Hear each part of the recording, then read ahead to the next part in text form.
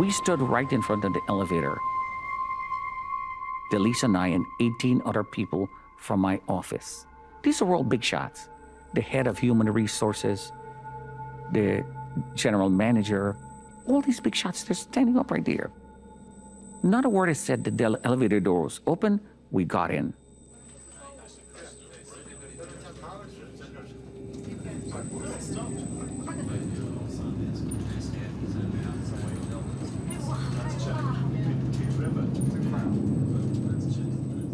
As I'm getting out of the door, the security guard looks at me and says, where are you going? I said, I'm going home. I saw fireballs falling from the other building. He said, your building is safe, it's secure. Go back to your office. You can hear the whoop whoop signals. Your building is safe, it's secure. Go back to your office. Nobody else is coming out. Delise stepped out and she said, Stan, I'm scared. I want to go home. I said, well, go, take the rest of the day off. I had that choice to go back in that elevator at that point or go home, so I don't know what to do. The doors are about to close and Jack Andreacchio is holding on to one end and Manny Gomez is holding on to the other end. Come on, Stan the man. You're not scared to go back up. Come on, Stan, we don't have all day here. And I walked back in that elevator. And all I was doing was being faithful to authority. They said, go back. All right, so we're going back.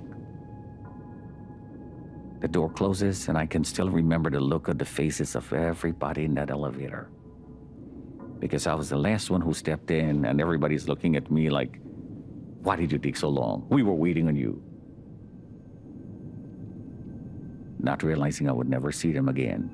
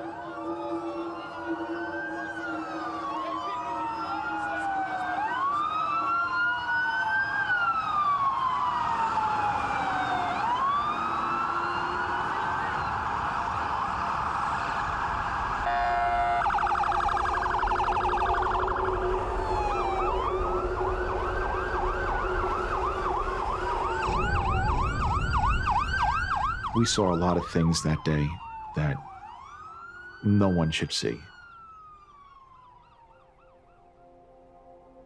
To this day, I still have my times when I can't take it anymore, and I still think about it. There were times when I would go over the Brooklyn Bridge going into work, and it just got me so bad that I couldn't take it anymore. And as I was driving over the bridge, I actually felt myself almost trying to jerk the wheel off to the side to just drive off the edge of the bridge just so I didn't have to deal with it anymore. And every time I did that, I was like, you can't do this, you just keep going, you can do this.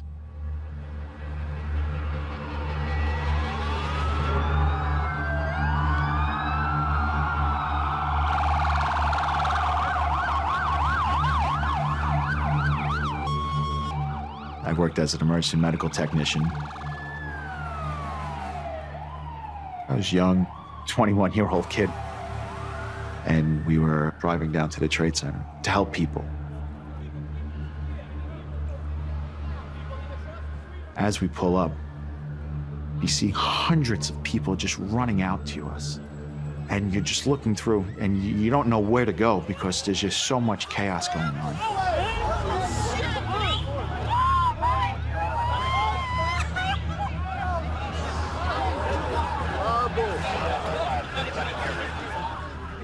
And I remember as I was grabbing my equipment to go see what we were going to do, some people kept on running up to me and like, you got to help my friend. You got to help my friend. I'm like, okay. I'm like, calm down. I'm like, where is your friend? What happened? They jumped. I'm like, from where?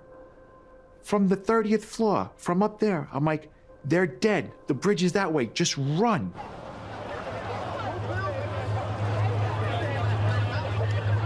And I remember we just grabbed the first 4 or 5 people that we saw that had blood on them, and we run them to the back of our ambulance. The rules almost went out the window that day. You did what you could for who you could. Hey, can you look out your window right now? Can you see God about 4,000 feet, about 5 east of the airport right now? Yeah, I see him. Is he descending for the building also? He's descending really quick too, yeah. 2,500 feet now. He just dropped 800 feet in like one sweep. That's another situation.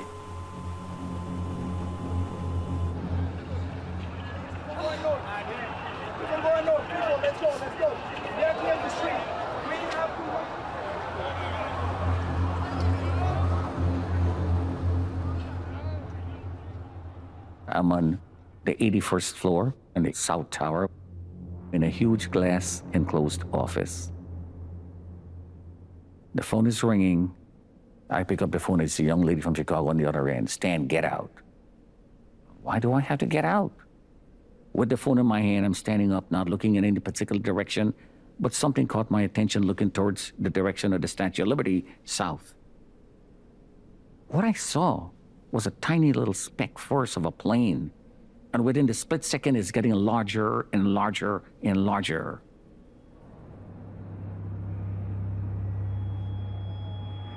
Oh my God, it's coming towards me. It's coming for me. I love eye contact.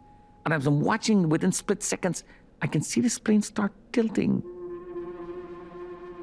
Very gradually. And I'm watching this plane like being hypnotized, can't move my eyes away, and I can hear this revving sound this engine is making. Like when the plane takes off, that sound that it's making will multiply that by 1,000, and this plane is coming towards me. And my mind is reacting so fast, and I don't know what to do. And the next thing I remember saying, and I don't know why I said this, Lord, I can't do this, you take over. Dropped the phone, screamed, dove under the desk.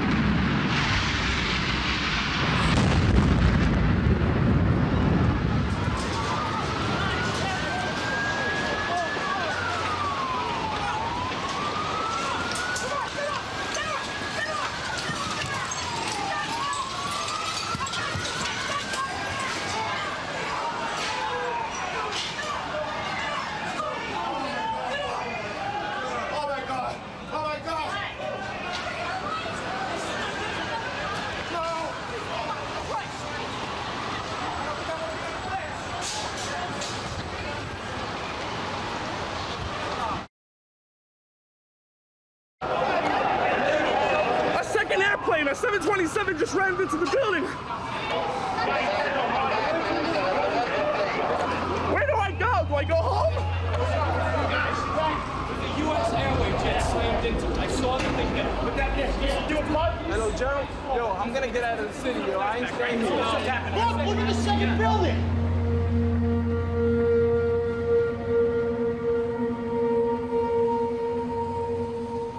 When the plane hit, I got blown out of my shoes and I hit the marble wall in front of me with my upper body.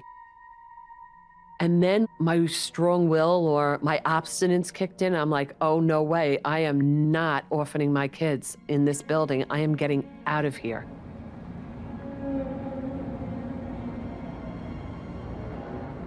We got into the stairwells and we stumbled across this gentleman who had artificial legs, and he sat down and said, I can't go anymore. The 2 men just said, no way, not on our watch, and they picked him up and they just started carrying him down. I encountered a woman on the stairwell who was having an asthma attack, and in my pocketbook, I had an inhaler, and I handed it to her. I said, here, just use it. And she was using it, and she said, oh my God, I can breathe. And she started down. So you just did, everybody was just doing what they needed to do to help. It was a constant, very quick flow, but people were kind to each other.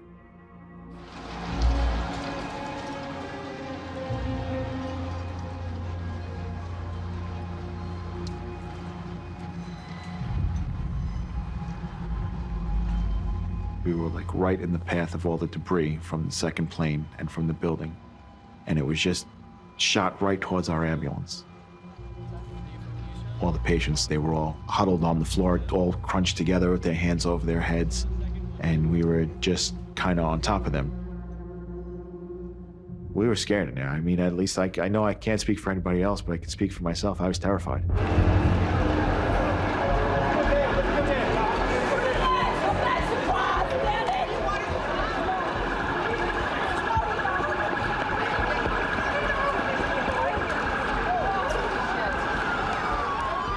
I looked at my partner and I said, you know, we need to get out of here. When we pulled out of there, I hear him scream through the front, I'm getting flagged, I'm being flagged. So I open up the back doors and I'm like, what's going on? He's like, this guy jumped in front of the ambulance. He said, we need to help this lady. So I'm like, all right, so we jump out and we see this one lady. She was lying half on the street, half on the sidewalk. Orlando and I were able to just move her over to the side a little bit, and we saw that her whole backside looked like it was just torn off from her shoulder blades all the way down to like the top of her thigh. It looked like everything was just ripped right off. We didn't know it at the time, but we found out later on that she was hit by the landing gear of the second plane, and it went right down and ripped off half her back.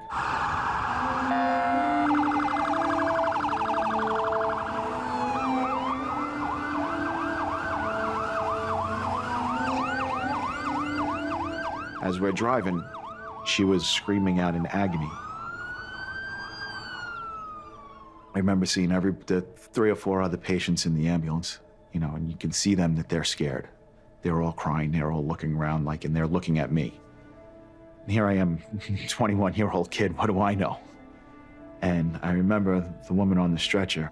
I go down and she's awake and she's looking at me and she's screaming. She's like, it hurts, I'm hurt, help me, somebody please help me. And I remember just getting down on my knee and just holding her hand and getting close to her. I'm like, it's all right, it's okay, we got you. I'm like, I'm here now, I'm gonna get you to the hospital.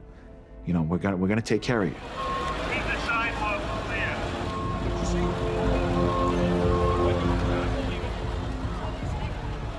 There was a bunch of doctors just waiting for us at the door. And they start grabbing some of the other patients that we brought in and other people.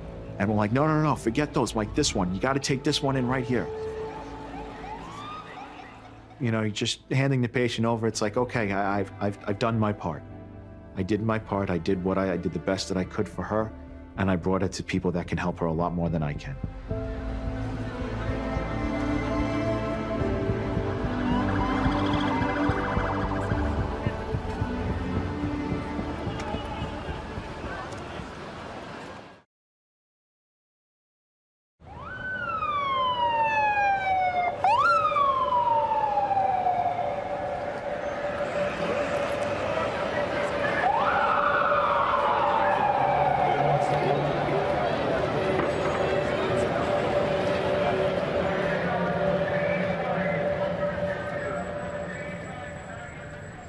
I really thought I died.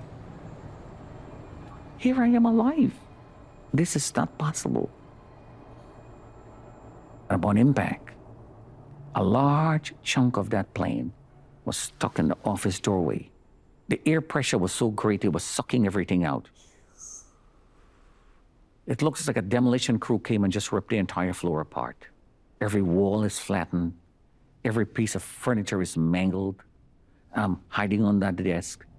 It looks like somebody took a giant bag of cement and threw it in the air. The jet fuel is smelling so profusely.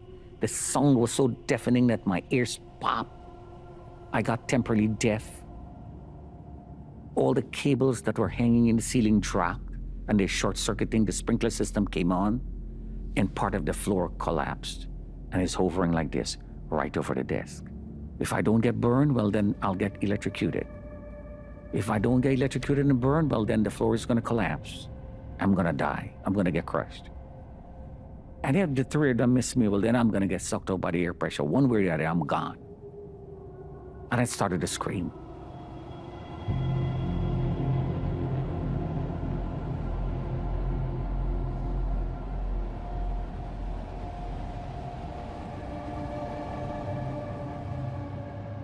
When the second tower got hit, that was a terrifying moment.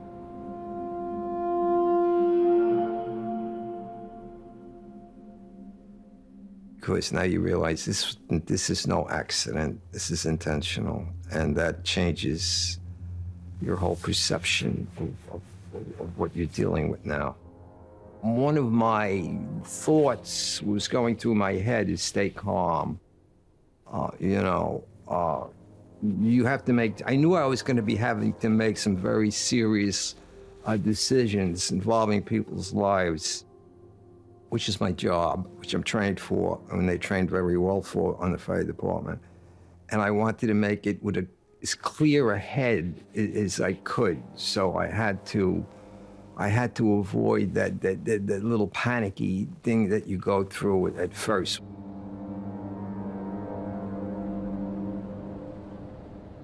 I was climbing the stairs in the North Tower, and our orders were to report to the 23rd floor. So I'm walking around the floor, I'm looking for this chief I'm supposed to report to. And I hear chatter.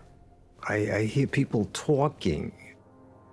And of course, I'm curious, nobody's supposed to be there. And I open the doorway, and there's two people inside the stairway. There was an injured secretary, a woman, and her boss stayed with her. This is an incredibly heroic guy. I wish I could remember his name. But he stayed and trying to get his injured secretary out of the building. And they were in Stairway C. No, they were alone. There was nobody else in Stairway C, and I was worried about them. So I told them, go to Stairway B. The fire department's in Stairway B. They will help you. And they were frozen. They couldn't move. They just froze. And then I yelled at them. I feel bad, but I yelled at them. I just, get that's Stairway B.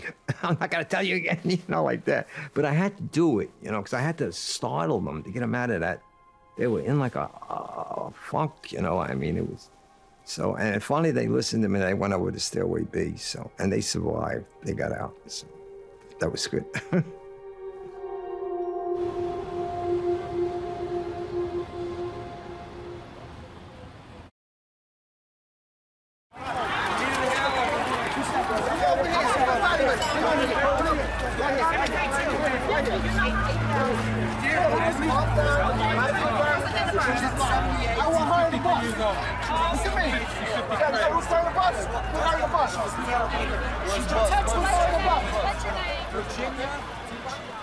To help anybody, you got to start triaging.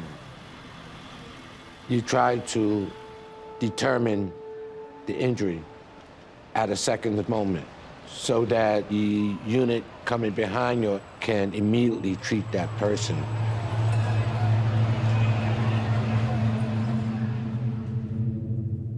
Green tag for minor injuries, you can understand everything. Then you have the red tag for immediate.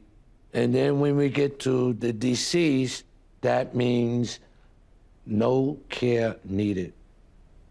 At this time, this person is presumed dead.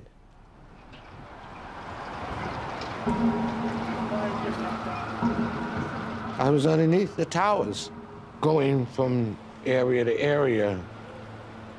I did not see any living person on the ground. Everybody was deceased.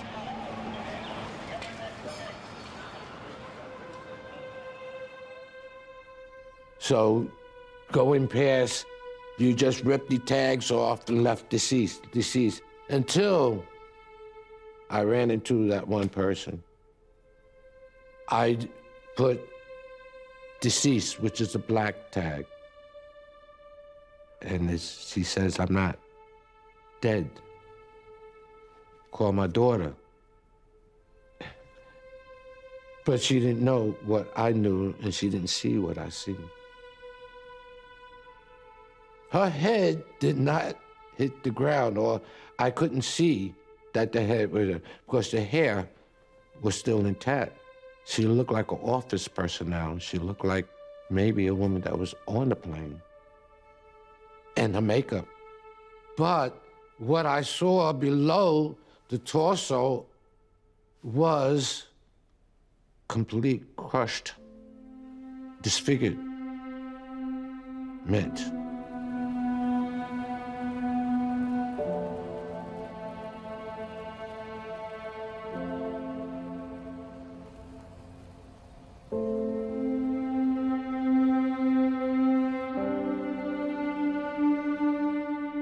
This lady must have came down feet first.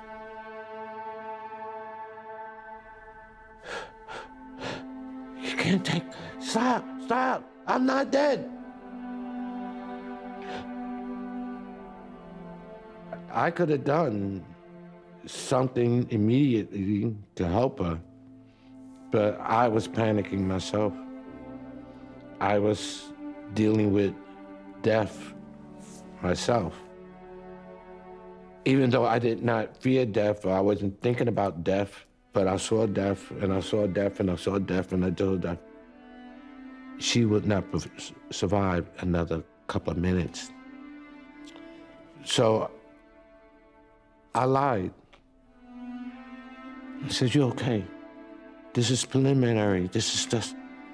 I meant to react. I tore the wrong thing off. Relax. They're coming, they're coming, they're coming. Don't worry about what I just did. I had to go conscious about what I was saying, and that I was lying, but I wasn't lying in the fact of her condition. I was lying in the fact that I did think she was dead.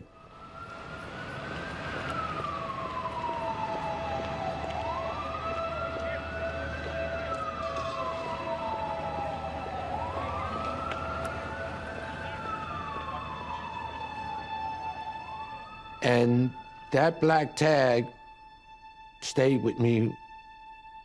It took me 3 years to push it back, or from this cortex part of my brain to the frontal part of my brain, a memory, or put it somewhere with the psychiatrist and the clinician that helped me move her around so that she's not in the mind's eye in the daytime, or in the nighttime, or at any time.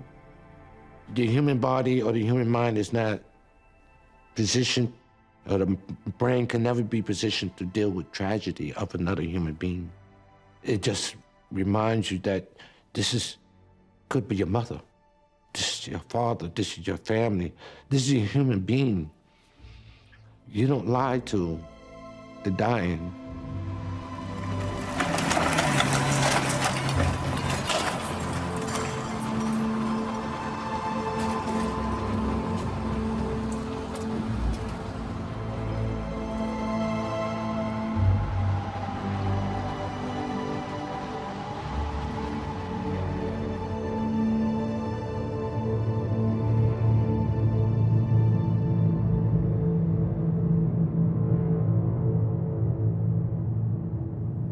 I came out on the 44th floor because that's where our stairwell ends.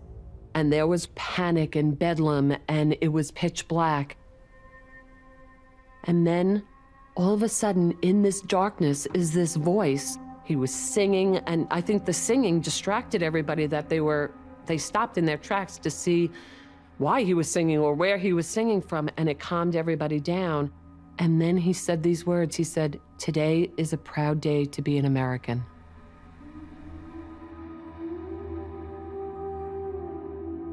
It was Rick Riscola, our head of security.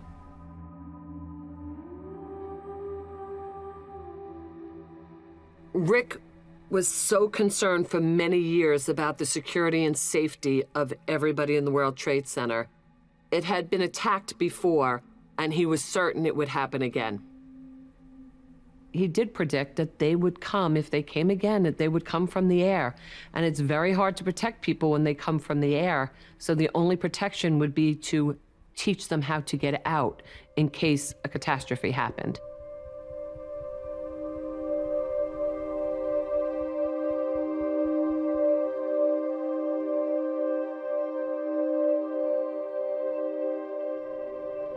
Rick had them redo the stairwells, repaint them, make sure there was lighting so everybody could see where we were going.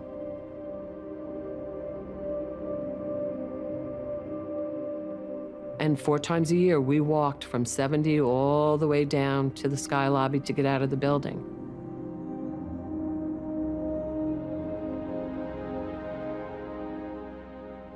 You know, at first people would just assume this is over the top, it was exaggerated, it was, do we really need to do this? I mean, in my mind, my favorite line was, lightning never strikes the same place twice. So after 93, I didn't even think about it because I was like, no one's ever going to attack the same building again.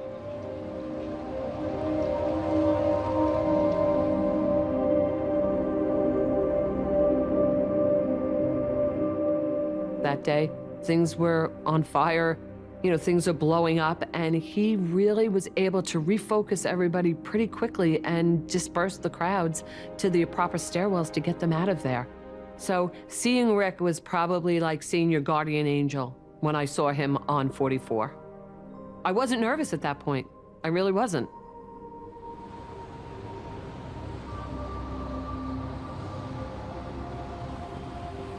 Look at his big camera. Look at his big camera. Be able to tell your grandchildren. You were there. You were there.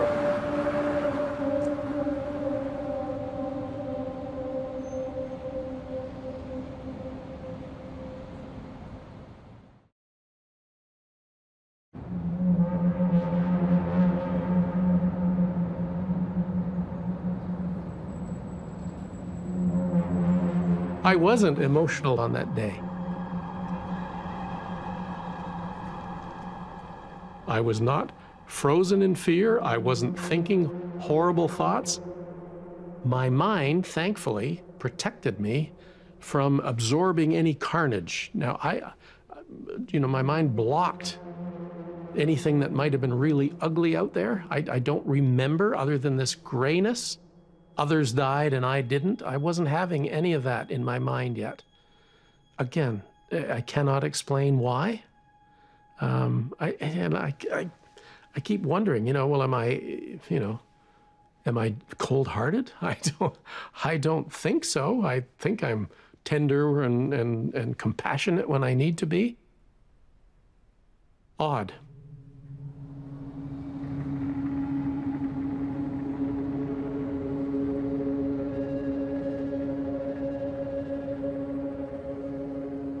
I was stuck in the 81st floor.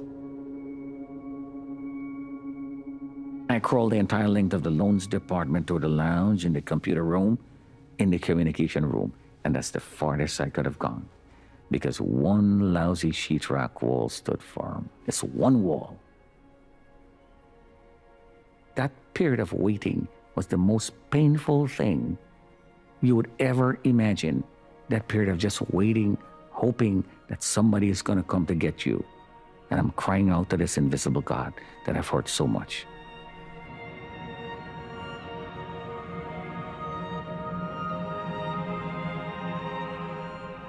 From the 84th floor, I led a group of people down the stairs, and we arrived on the 81st floor, me in the lead. As I arrived there, a heavy-set woman came up and stopped me. We've just come off a floor in flames and smoke, and we've got to go higher. And of course, I'm stopped now and can't get past her, and bump in behind me comes the rest of my team, if you like. So now there's this group of us, 9, 10 people on the 81st floor landing, who are now beginning the debate, listening to her and starting to discuss, well, do we go up? Do we go down? What do we do now? I'm behind of a wall, and I'm crying out. Wait for me. Don't leave me to die.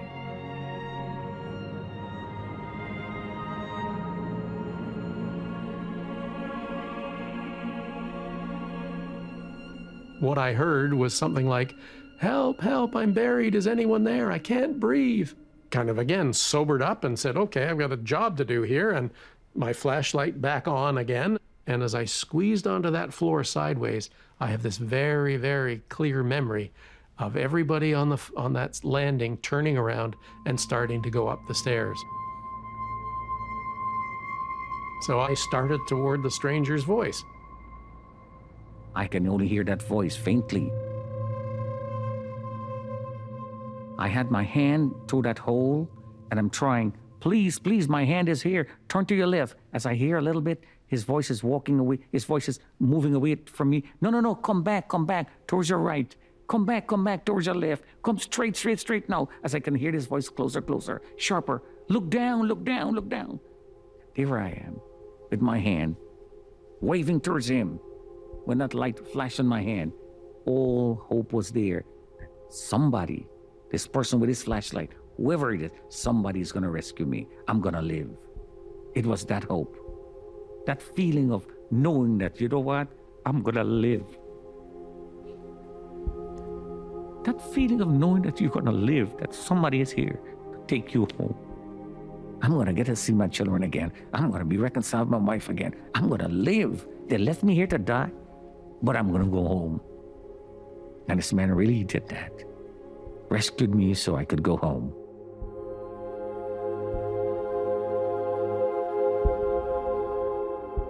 Hallelujah, I've been saved, he said. One thing I gotta know, do you know Jesus Christ? That was a very strange thing to hear at that time, and I wasn't ready for a philosophical discussion, so I stammered out a rather pathetic reply. I go to church every Sunday. That was the best I could do to that question. And come on, we got work to do here. So there was a lot of debris to the right, and debris to the left of me, and this immovable wall between us. And I told him that the only way out of there is for you to come up this wall. So he tried once, and I missed him. I said, you must do this. And over the wall he came, and then his weight on me pushed the desk over. We fell back onto a pile of debris, and he gave me a big kiss. And he got up and he says, well, what are you doing? He fixed his jacket and his tie, and he stretched his hand. He says, Brian Clark. I said, Stanley Premdan. He said, I'm Stanley. He said, we'll be brothers for life. And I said, well, I have no siblings. I said, we can be brothers. And then I noticed I had a puncture wound on my right palm.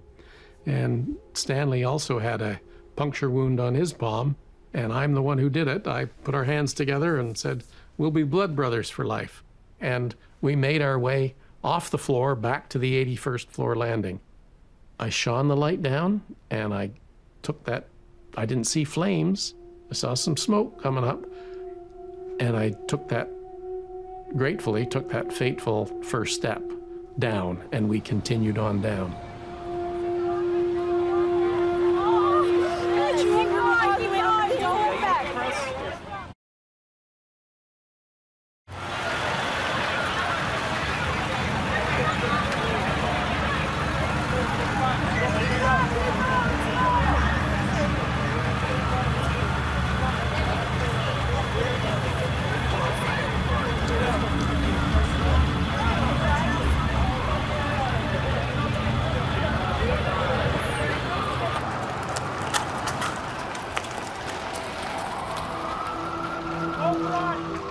When we got down to about the 22nd floor, the integrity of the building was really starting to deteriorate.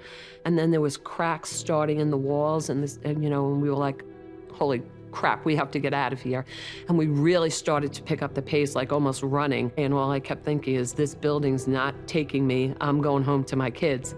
So I kept going and going. And when we got to the bottom floor, we were yelling, we're here, and some people were clapping, and they're like, all right, we're right behind you.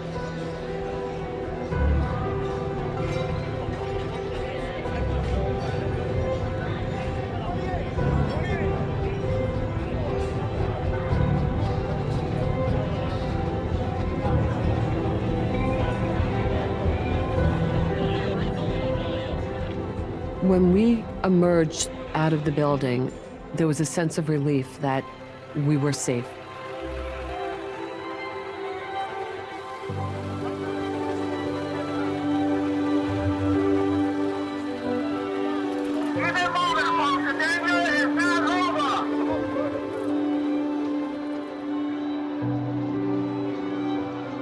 They ushered us across the street.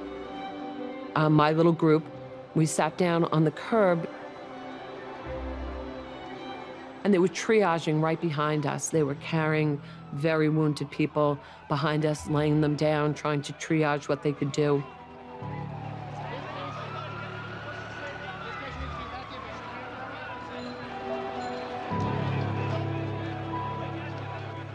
When we looked up and saw the burning on our building, my first thought was, this is coming down.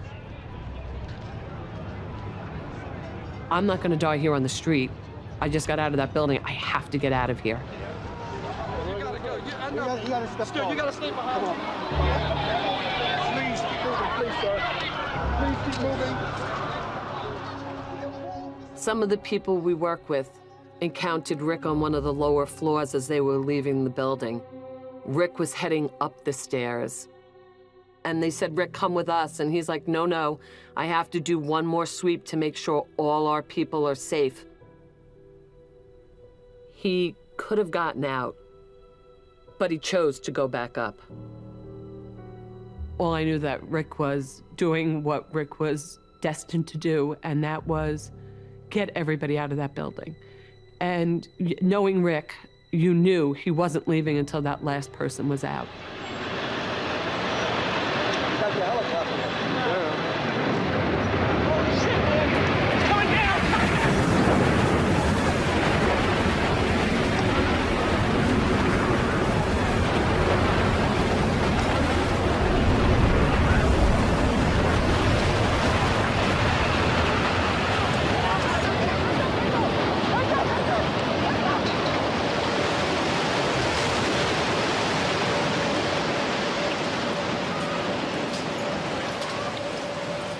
The ash filled the air and blocked the sun.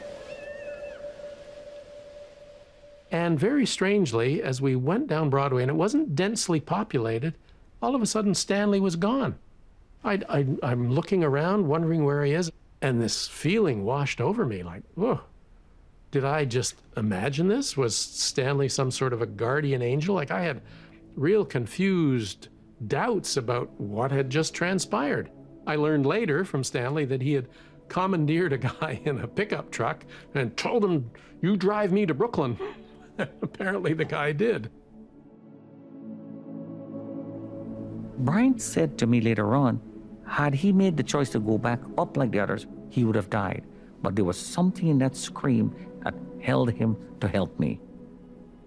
So every time I tell this man, Brian, thank you for saving my life, he says, no, Stan, thank you. That had you not screamed, I would have gone back up, I would have died.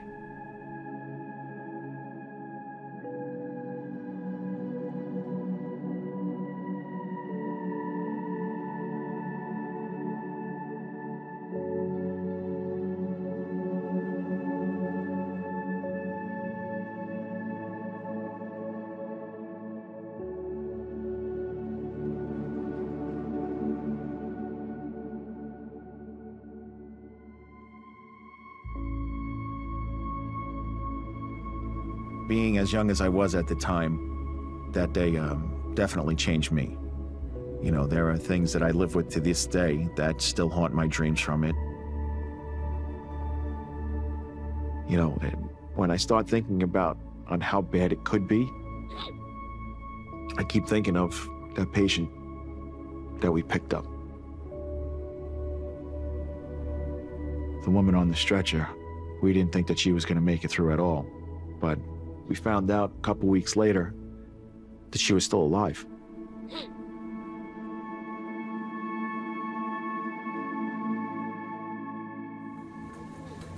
This is Mag from Magnificent. I got him last night from a friend of my fiance's. He is so much fun. Normally there's only white blankets here, and then I got Mag last night too, that it made me realize that color's been absent in my environment, and it showed up when it really needed to be there. So, and I found out later on her name was Debbie. And I remember going to the hospital to go see her. And they brought us over to her room, and she was still intubated at the time, but she was sitting up and conscious, and she's looking at us, and you see her moving her hand, and she's like, it's them, it's them. And she was pointing to us. And all the people that we walked by in the waiting room was her parents, her fiance, and the rest of her family. They came over to us, and they were just hugging us. You know, it was very emotional for Orlando and I. And Frank Ruma was the guy who drove the EMT truck that allowed me to get on it. The few times that I was able to see her in the hospital, she was always upbeat. She's like, don't worry, I'm gonna get better.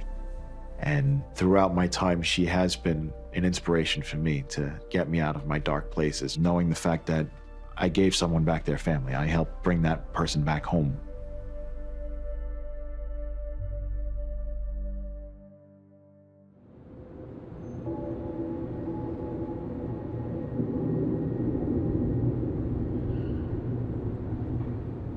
Our orders were to go upstairs in the North Tower for search and rescue. And we heard a loud noise outside, and I see Billy Burke walking towards me. He's got a funny look on his face. And I look at him and I says, is that what I thought it was? Thinking that a piece of our building fell off. And he just looks at me and he says, the South Tower has just collapsed. Knowing what that meant, that right next door to us, thousands of people were just killed. Some of our friends, too.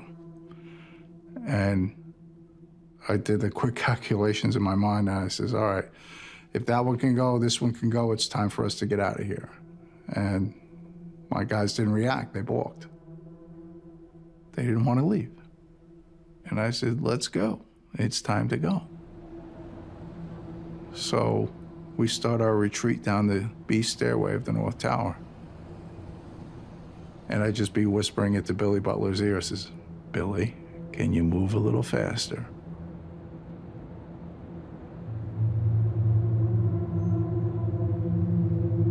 And the collapse of the North Tower starts with us still inside.